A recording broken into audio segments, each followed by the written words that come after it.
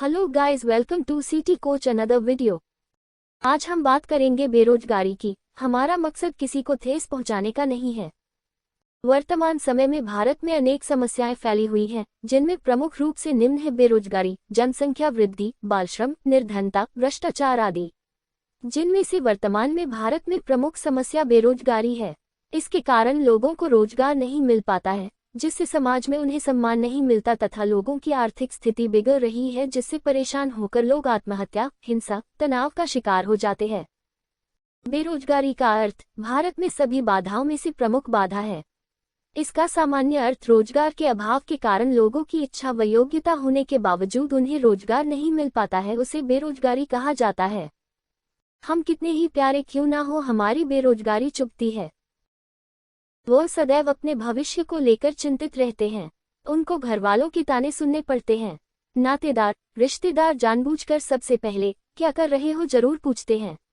लोग उनसे थोड़ा सा कतराते हैं क्योंकि उन्हें डर लगता है कि कहीं रुपया पैसा ना मांगने लगे। लोग उनसे व्यवहार और यारी दोस्ती उतनी ही करते हैं जितनी बहुत जरूरी हो।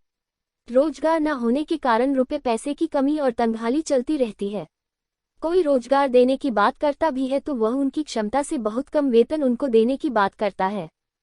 एक बेरोजगार के जीवन में ही ये वक्त आता है जब माँ उसकी रोटी गिनती है और पिता उसका घर में रहने का वक्त और दिन गिनता है। शोषण में वृद्धि। बेरोजगारी के चलते कार्य करने वाले श्रमिकों कर्मचारियों का शोषण किया जाता है। उन्हें कम मजदूरी या कम वेतन दिया जाता है और साथ ही प्रतिकूल परिस्थितियों में भी कार्य करना होता है। इसके अतिरिक्त उन्हें उनके योग्यता के अनुसार कार्य भी नहीं मिलता, जिससे उनकी कार्यकुशलता भी प्रभावित होती है। बेरोजगारी अनएम्प्लॉयमेंट का निवारण। जब तक शिक्षा का मतलब नौकरी पाना होगा तब तक समाज में नौकर ही पैदा होंगे, मालिक नहीं। भारत सरकार ने देश में व्याप्त बेरोजगारी को खत्म करने के लिए बहुत सी योजनाओं को शुरू किया है।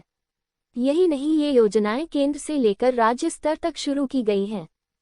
विभिन्न पोर्टलों के जरिए इन योजनाओं के बारे में सभी बेरोजगारों को इनके बारे में आधिकारिक सूचना प्रदान की जाती है।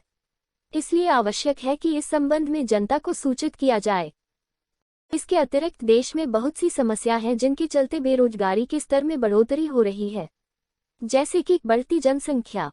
यदि जनसंख्या को कंट्रोल किया जाए तो बेरोजगारी पर भी काबू पाया जा सकता है। स्टार्टअप को बढ़ावा देना चाहिए। स्टार्टअप के लिए सब्सिडी का प्रावधान करना चाहिए। स्वरोजगार से संबंधित विभिन्न योजनाएं हैं और अब समय है कि इन्हें समझकर सभी लोग स्वरोजगार शुरू करें और दूसरों को भी रोजगार प्रदान करें। सरकार द्वारा शुरू की गई योजनाओं का उपयोग करें। आर्थिक सहायता लेकर अपना कार्य शुरू करें। शिक्षा सिर्फ डिग्री के लिए न हो, उसे पूर्ण करने के लिए प्रैक्टिकल ज्ञान होना भी आवश्यक है। बेरोजगारी का आशय उस स्थिति से है जब कोई व्यक्ति जीविकोपार्जन हेतु रोजगार करने का इच्छुक हो, लेकिन उसे रोजगार न मिल रहा हो। इसे ही बेरोजगारी कहते हैं। हमारे विद्यालयों और महाविद्यालयों को व्यावसायिक प्रशिक्षणों पर अधिक ध्यान देना चाहिए। रोजगारोन्मुखी विषयों को पाठ्यक्रम में शामिल किया जाना चाहिए।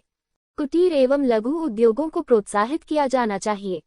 प्रत्येक युवा की मानसिकता व्यावसायिक होनी चाहिए। नौकरी की तरफ भागने के बजाय उन्हें अपना उद्योग लगाने का प्रयास करना चाहिए। इस तरह वे लोग दूसरों को भी रोजगार दे सकते हैं।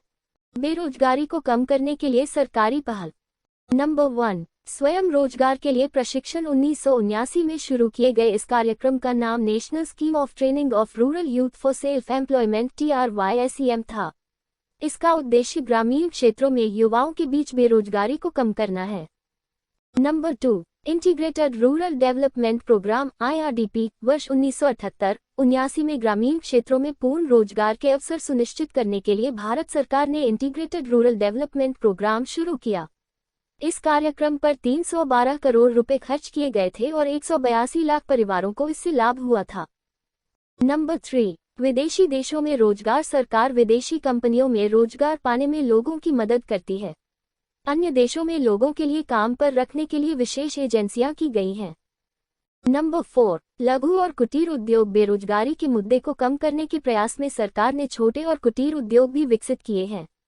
कई लोग इस पहल के साथ अपनी जीविका अर्जित कर रहे हैं। नंबर 5, स्वर्ण जयंती रोजगार योजना। इस कार्यक्रम का उद्देश्य शहरी आबादी के लिए स्वयं रोजगार और मजदूरी रोजगार के अवसर प्रदान करना है। इसमें 2 योजनाएं शामिल हैं: शहरी स्वयं रोजगार कार्यक्रम, शहरी मजदूरी रोजगार कार्यक्रम। नंबर 6, रोजगार आश्वासन योजना। यह कार्यक्रम देश में 1752 पिछड़े वर्गों के लिए 1994 में शुरू किया गया था। ग्रामीण क्षेत्रों में रहने वाले गरीब बेरोजगार लोगों को इस योजना के तहत 100 दिनों तक अकुशल मैनुअल काम प्रदान किया गया था। नंबर 7, सूखा प्रवण क्षेत्र कार्यक्रम DPAP। यह कार्यक्रम 13 राज्यों में शुरू किया गया और मौसमी बेरोजगारी को दूर करने के उद्देश्य से 70 सूखा प्रवण जिलों को कवर किया गया। अपनी 7वीं योजना में सरकार ने 474 करोड़ रुपए खर्च किए। नंबर 8, जवाहर रोजगार योजना। अप्रैल 1989 में शुरू किए गए इस कार्यक्रम का उद्देश्य प्रत्येक गरीब ग्रामीण परिवार में कम से कम एक सदस्य को 1 वर्ष तक 50 से 100 दिन रोजगार प्रदान करना था। व्यक्ति के आसपास के क्षेत्र में रोजगार का अवसर प्रदान किया जाता है और इन अवसरों का 30% महिलाओं के लिए आरक्षित है। नंबर 9, नेहरू रोजगार योजना NRY। इस कार्यक्रम के तहत कुल 3 योजनाएं हैं। पहली योजना के अंतर्गत शहरी गरीबों को सूक्ष्म उद्यमों को स्थापित करने के लिए सब्सिडी दी जाती है। दूसरी योजना के अंतर्गत 10 लाख से कम की आबादी वाले शहरों में मजदूरों के लिए मजदूरी रोजगार की व्यवस्था की जाती है। तीसरी योजना के तहत शहरों में शहरी गरीबों को अपने कौशल से मेल खाते रोजगार के अवसर दिए जाते हैं। नंबर 10, रोजगार गारंटी योजना। बेरोजगार लोगों को इस योजना के तहत आर्थिक सहायता प्रदान की जाती है। इसे केरल, महाराष्ट्र, राजस्थान आदि सहित कई राज्यों में शुरू किया गया है। इसके अलावा बेरोजगारी को कम करने के लिए कई अन्य कार्यक्रम सरकार द्वारा शुरू किए गए हैं।